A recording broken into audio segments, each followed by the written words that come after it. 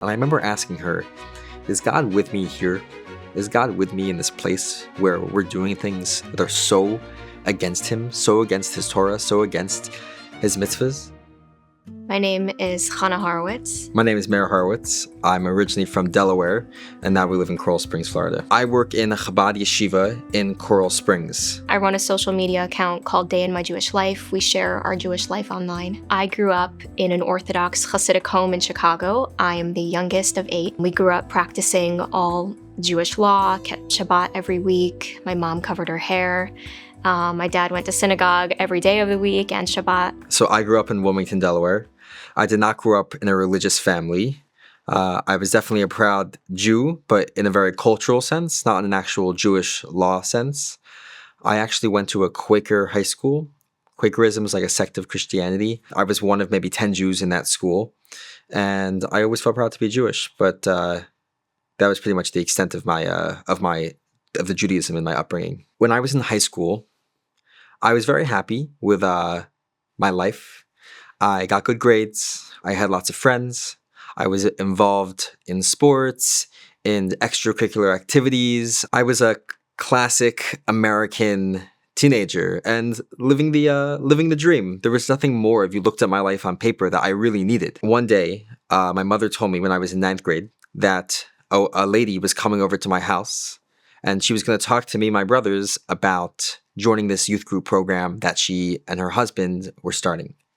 So she comes over, she's very nice, and she tells us that she and her husband's a rabbi, they're starting this organization in Delaware called C-Teen, and they're looking for high school age boys to join. On the spot, I signed up to be the social director, and my older brother just signed up to be president. I really looked at this as a simple thing.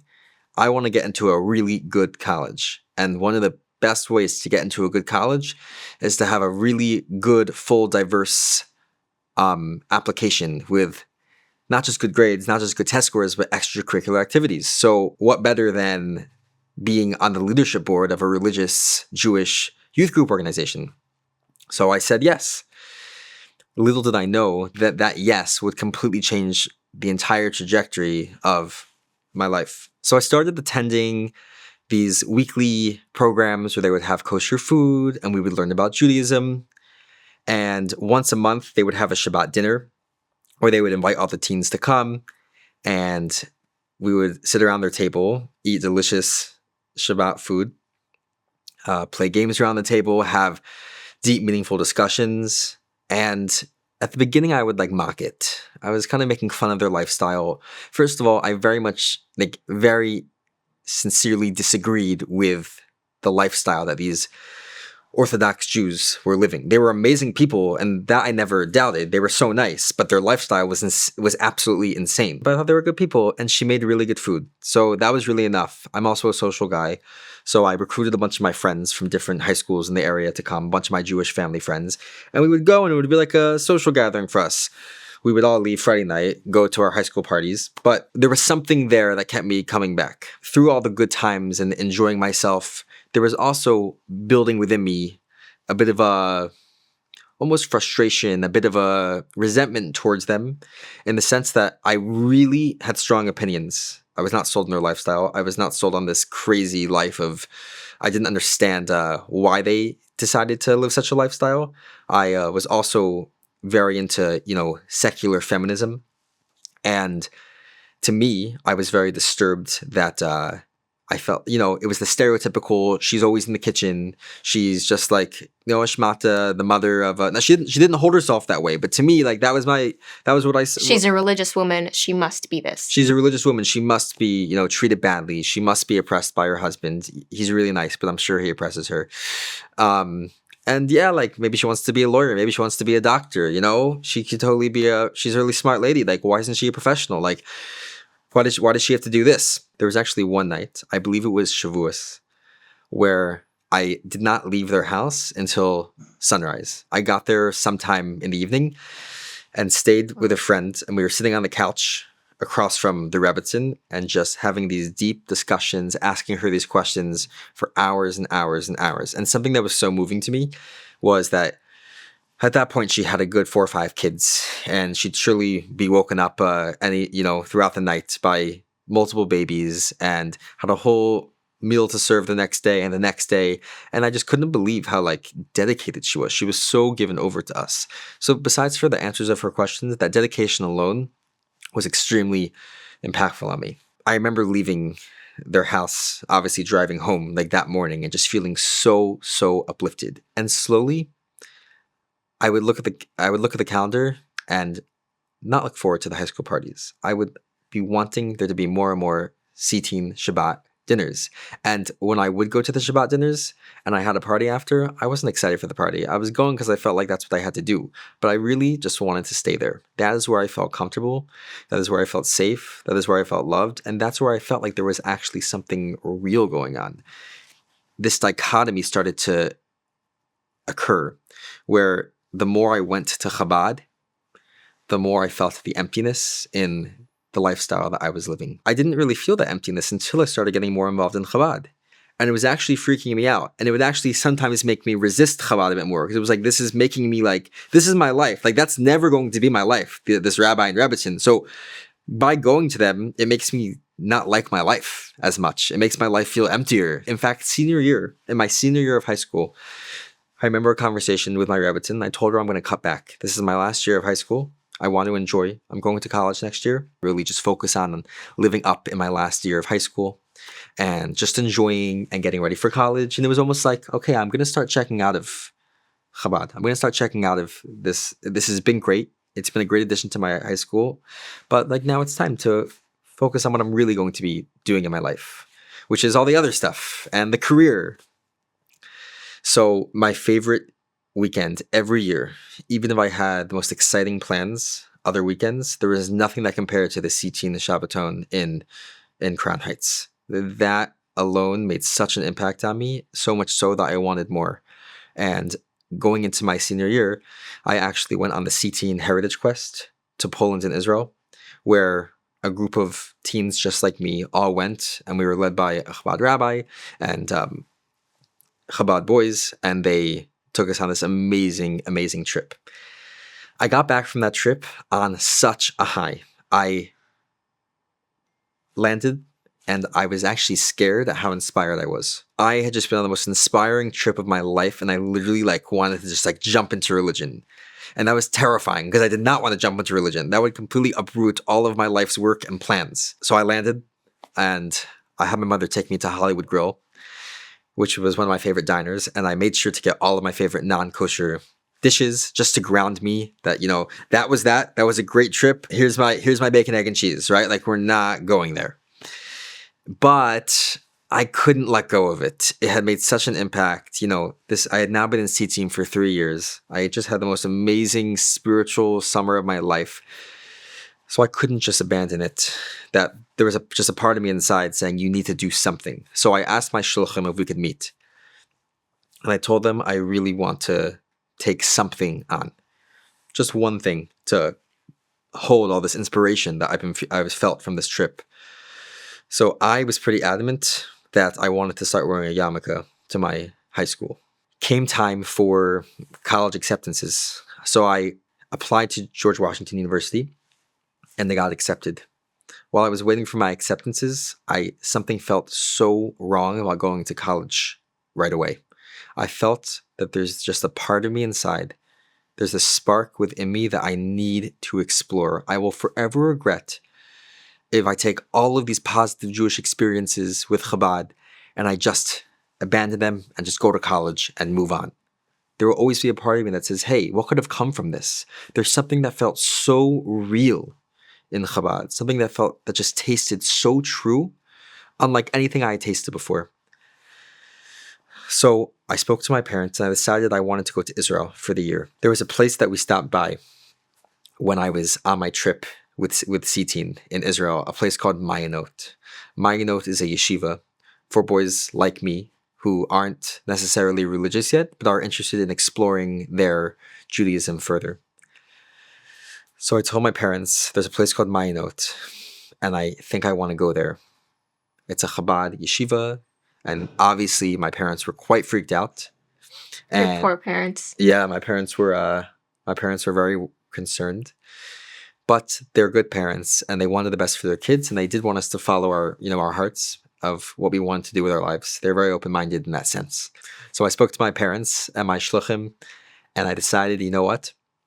I'm going to defer my college attendance for a year. I committed to George Washington University. I mean, I'm going to go, but I'm going to defer my experience for a year and go to Israel and go to this Chabad yeshiva. But there was a big thing that I wanted to do before then that sort of directly contradicted, seemingly, that yeshiva experience. There is a music festival, this big music festival with all the top artists of the time in Delaware that all of my friends from high school were going to a couple weeks after we graduated. There was a part of me that was like, this is so not you. You're going to feel like the emptiness of chasing the highs. Everyone's just going to be not sober for 4 days straight.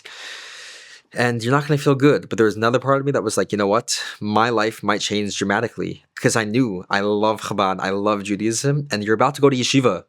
And your life might change really dramatically. So I think I'm going to go and just like live it up, just in case I don't do something like this again. In fact, the Zoom orientation for the yeshiva was during the festival, and I actually ended up doing it in a porta potty at the music festival.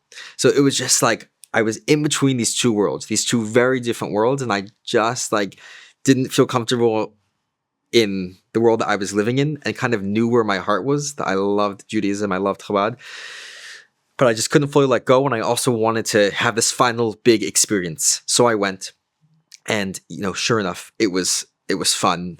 It was exciting. It was absolutely wild.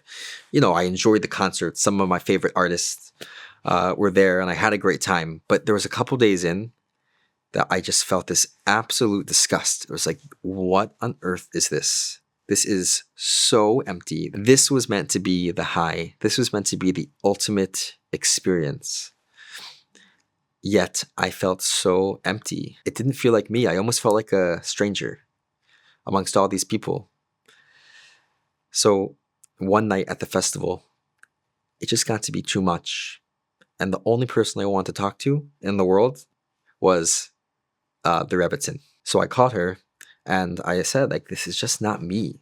This doesn't feel good. This doesn't feel right. This doesn't feel true. Like, I love when I'm at your house. I love when I'm at the Sitin Shabbaton. I love when I'm at Chabad programs.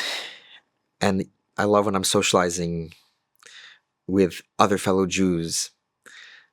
But this, something just really doesn't feel like me. And I remember asking her, is God with me here? Is God with me in this place where we're doing things that are so against him, so against his Torah, so against his mitzvahs?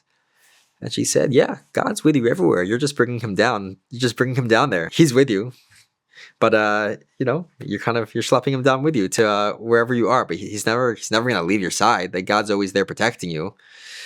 And her unconditional, like, embrace and acceptance in that moment of, like, the fact that I'm at this music festival, which she totally obviously disagreed with everything I was doing there, and the fact that she was still supporting me and just there for me during that time was really impactful. And it kind of solidified to me any doubts that I had that, like, I'm making the right move. I'm so clear that I need to go to yeshiva and try this out. So when I got to Mayanot, when I got to yeshiva, it felt like 4 years of my soul not being able to fully express itself was finally over, and my soul was just flying high. I absolutely was loving it.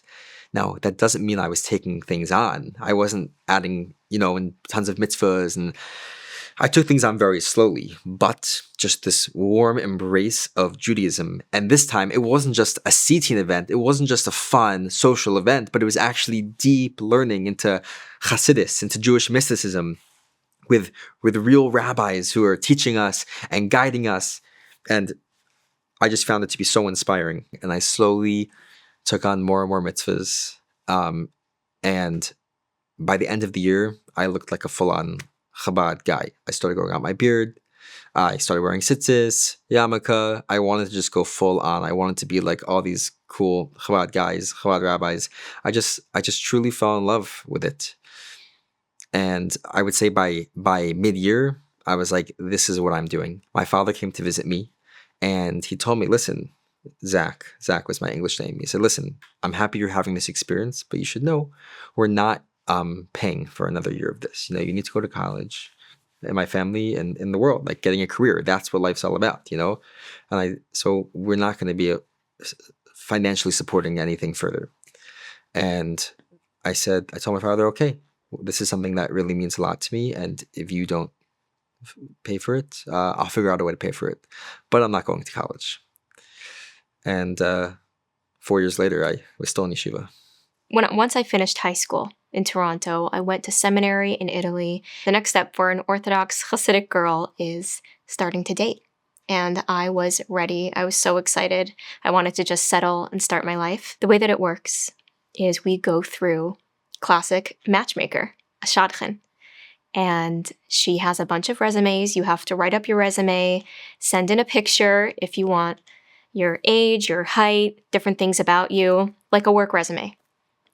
And the shadchan looks over your resume, and she has a bunch of boys' resumes who are ready to get married. I had certain things in mind of what I needed in a husband on an emotional level and on a spiritual level. Our values needed to be aligned, and that's the most important thing. We go from values, and then we go to attraction. So what do we want in life? Do we both want to raise children in a Hasidic home? What are levels of observance? So when it came to marriage, I knew what I needed from a man in that realm. Going into getting married, I was looking primarily for someone who chose their Judaism.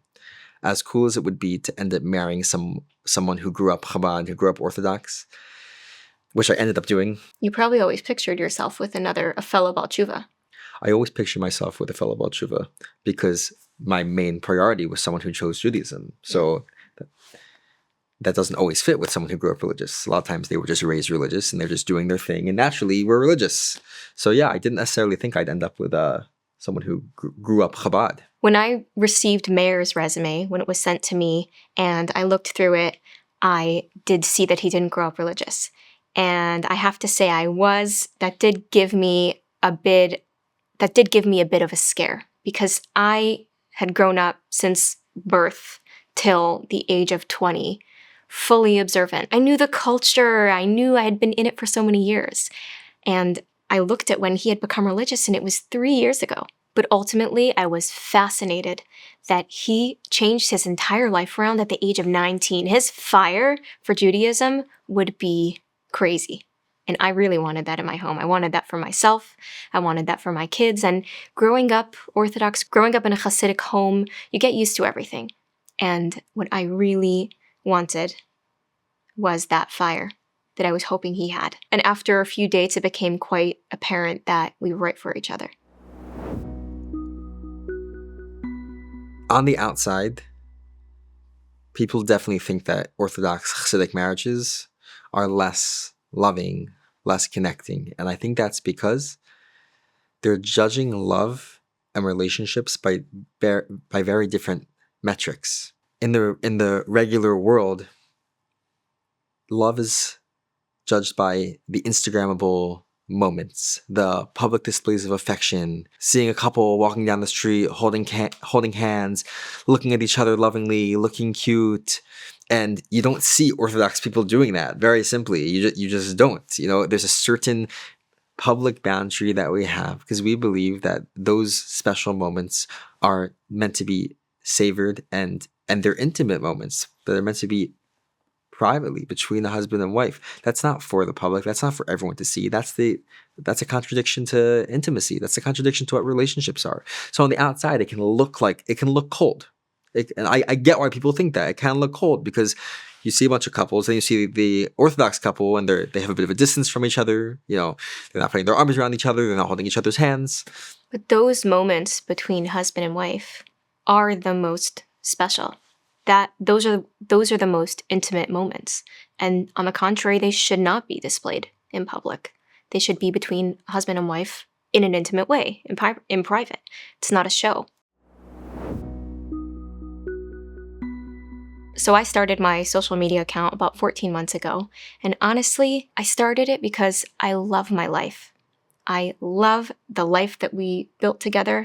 I love my home. I love what we do. I love all the Jewish customs. And since October 7th, the clash towards Orthodox Jews, towards Jews in general, really confused me, to be perfectly honest. And I realized they've never been invited into our lives. They don't know what goes on behind closed doors. We live happy, wholesome lives, and we love what we do. Otherwise, we wouldn't be doing it. There is so much beauty within our homes. We live with rules, but it's not oppression. I wanted to invite them into our home. I wanted to bridge this huge gap between the secular world and the Orthodox Hasidic life that we live. I chose this because Hasidic Jews welcomed me into their lives, welcomed me into their home, and showed me just the beauty of day-to-day living. That was the most impactful thing. It wasn't the classes. It wasn't necessarily like the Torah classes, the things they were like teaching me from an intellectual level. It was seeing this beauty in their day-to-day lives. If you were to look at my comment section or my direct messages, honestly, it makes me look like a Jewish online punching bag for the world. Objectively, it's awful, really awful. But because of the way that I was raised, because of the confidence in my Jewish soul, I don't care. I really, really don't care. And I think by me choosing to show my Jewish life, by me choosing to put more Jewish light out there, that is how I'm fighting the anti-Semitism. I'm not engaging. I'm not letting it get to me. I don't care for the fear they're trying to instill in me for being who I am. When I see those comments, I want to do more. I want to post more. I know I'm doing the right thing. Whenever there's opposition, you know you're on the right track. The advice I would give someone who's, on a journey of growing in Jewish observance, don't ignore that inner voice that you have. That inner voice that tells you this feels right. This is true. That's a real inner voice that you owe it to yourself to not ignore. That's your soul speaking to you, telling you, hey, bring more of this into your life. Let your soul shine. The Rohr Jewish Learning Institute has the largest collection of Jewish media online. Hit subscribe for more.